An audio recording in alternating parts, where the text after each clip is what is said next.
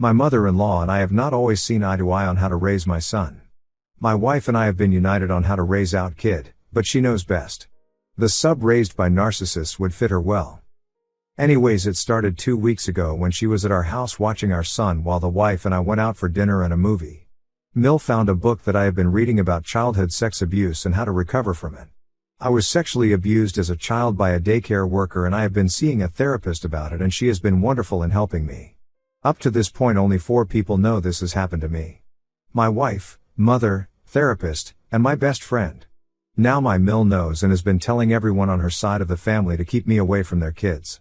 Some of the family members have stated that they do not want us around anymore, others have reached out or called us in support. It ended up being the ones we liked supported us and the ones we did not like did not support us, so no love lost there. The past week has also been a legal nightmare because the Mill also called CPS to report that I might be abusing my son since I was abused myself. CPS has visited my house asking to come in. I have told them no, they cannot come in my house without a warrant and to come back when they had one. I called a lawyer that deals with this. My mom had his number formed 20 years ago. Story to follow. Since then CPS has knocked on the doors of my neighbors and asked about how I was treating my son. I know this because I work from home and could see her going door to door, and one of the neighbors asked what was going on and why were they asking. I have very little faith in CPS as a teacher thought my dad was abusing me when I was younger and called them into school to do an interview. I had a black eye from wrestling practice. The CPS worker asked if my dad was abusing me and I just started crying. She took that as an admission of guilt that I was being abused. What I could not tell them because I was crying was that my dad had died 3 weeks earlier, but luckily the principal was in the room and was able to tell her that there is no way he could have done that as he is dead. The focus then shifted to my mother. It was a long week, but we got through it and were cleared as the coach and the person that gave me the black eye had given statements. My wife and I now want to exclude the Mill from ever seeing our son again as she has breached our trust. I do not have a lot of money to pay this lawyer for a drawn-out battle with CPS. Is there a way to legally say my Mill cannot and will not have access to our son if we are living or dead?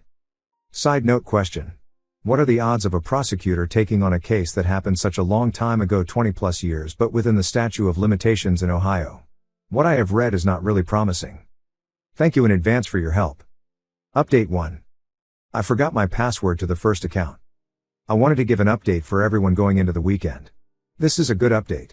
My lawyer and I spoke to the CPS rep and provided all of my son's medical records, and showed every time he went to the doctor, urgent care, ECT. CPS also did a walk through the house with the lawyer present, and overall the visit went real well. The agent found a few small places for improvement but nothing that was of concern. About 2 weeks after the visit, 1 week ago, I got another visit from the same CPS agent saying that more accusations have been made against me and my wife this time and that they have to investigate again. I asked if the accuser was my Mill and they could not confirm who made the accusation, but my wife called her mother and she did confirm that it was her mother that made the call again. My wife was on the phone with my Mill while the CPS agent was in the house. I had my wife put her on speakerphone so the CPS agent could hear both sides of the conversation. My wife then asked, why are you making false statements to the police and CPS? My Mill response was that since I molested as a child I was 100% going to do it to my son and she wants to protect him. My wife then asked a very pointed question of, so you lied to the police and to CPS to further your agenda against my husband? The Mill response was, yes, I lied, but it was for child's name, safety. At that point the CPS agent had heard enough, filled out some forms and left. My wife and I were beyond mad about how brazen the Mill has been acting. I ended up getting a call from the CPS agent and she told me that she had relayed the details of the conversation to my local police department since the Mill had called them to make a report. She said to speak to Detective Bob, not his real name. I reached out to Detective Bob and sat down with him, my wife and lawyer. We ended up filing a report about the false accusations. The good thing in my city is that the police take a no-nonsense approach to false accusations and will go after people that do make them. The police did interview my Mill and she did admit to making false statements and lying to police about the about. She now has been charged with falsifying a police report and making one other charge that I forget at the moment, but she has been charged. One aside note, Detective Bob was very supportive of me when he found out that the reason why my Mill was making the reports was due to me being molested as a child. He provided phone numbers for help and even brought in a counselor if I needed to talk to one. I was very surprised of how he treated me with respect throughout the whole process. My wife and I have also sat down with an estate lawyer and completely written her out of our life and stated that she is to not have custody of our son. We listed other family members to take care of our son if we both die, and the other members have agreed to do this. We have also decided to file a small claims court case against the mill for lawyer fees that we had to pay to cover ourselves. The lawyer did agree to keep the fees to the max for small claims in Ohio. Thank you everyone for your help and support. I called my children's nanny weird and told her to back off. My partner, Noel, M36, and I, F34, have decided recently to employ a nanny to look after our 3 children, Alburn, M14, Nadine, F8, and Magda, F4. Noel's work schedule is super chaotic. He's gone every few weeks or so on business trips to other countries. I, on the other hand, have too many social engagements and projects to complete to provide adequate attention to the kids. Our search for a nanny was a bit tragic. The first 2 seemed awfully too uptight and another seemed too young. Noel brought up a friend's younger sister who trained as a nanny at an institute. We contacted her and she has been employed with us for the past year. The nanny, Jeannie, F26, started off as being a godsend.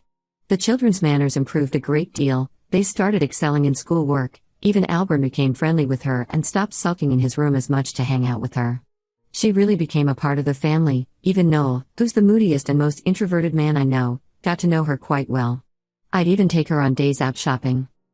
Over time though, I feel as though she has gotten too involved, and it's made her start acting strange.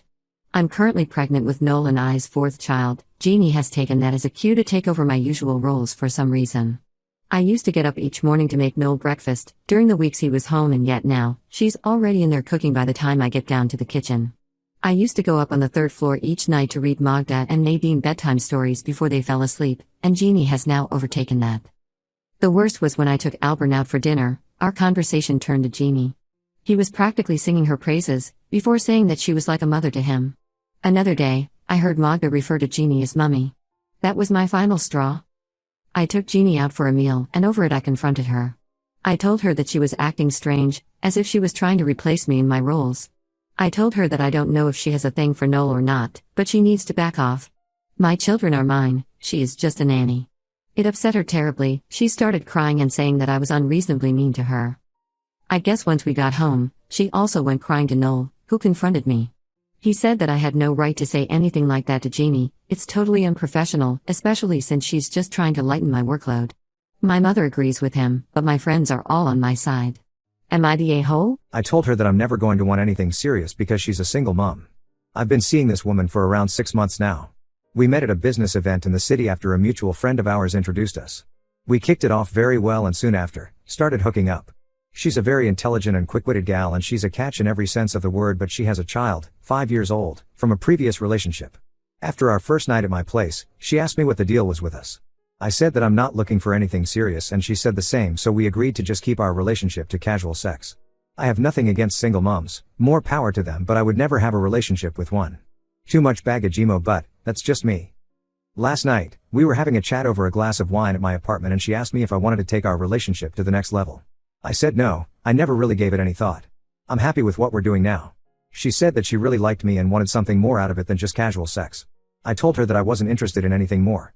If you want something more, you'd have to pursue that with someone else. She said, but why?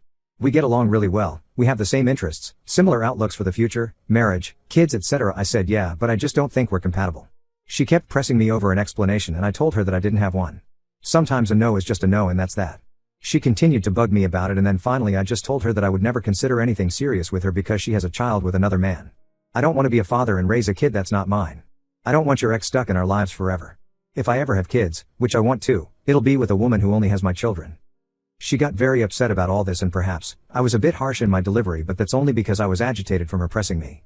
She started crying and said that she felt used and betrayed, but I never promised her anything. We literally agreed to keep our relationship to just sex. I don't see how I did anything wrong here. I don't think I led her on at all, but she insisted that I did her wrong. Ida?